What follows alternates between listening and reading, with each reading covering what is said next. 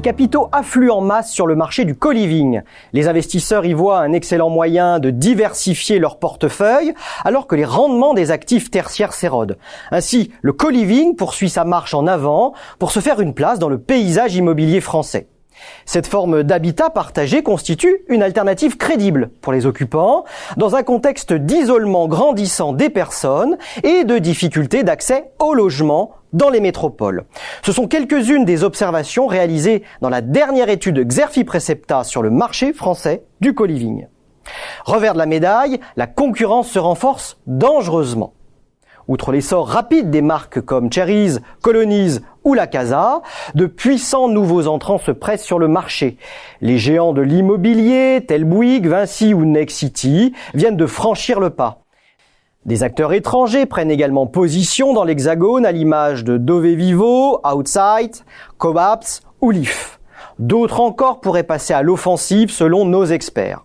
Dès lors, comment peut évoluer le paysage concurrentiel? Comment les acteurs cherchent-ils à adresser de nouveaux publics et à structurer leur offre? Et quelles sont les réelles perspectives du co-living en France d'ici 2025? Pour répondre à ces questions, l'étude a décrypté les stratégies des acteurs. Parmi celles-ci, mentionnons la conquête de nouvelles cibles au-delà des seuls étudiants, comme les seniors ou les personnes en situation de handicap. Deuxième axe, le développement d'une offre nouvelle ou l'expansion des parcs de résidence, notamment de la part des grands groupes immobiliers comme le groupe Cardinal, qui s'est lancé dans le co-living avec sa marque Good Morning. L'étude aborde également les logiques de renforcement des marques pour mieux incarner des positionnements parfois très différenciés.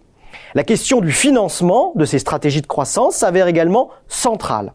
Si les modalités de financement sont variées pour les exploitants, l'une a retenu l'attention de nos experts. Il s'agit de la méga levée de fonds réalisée en mai 2022 par le spécialiste du co-living, Colonies, pour accélérer son développement sur le marché européen.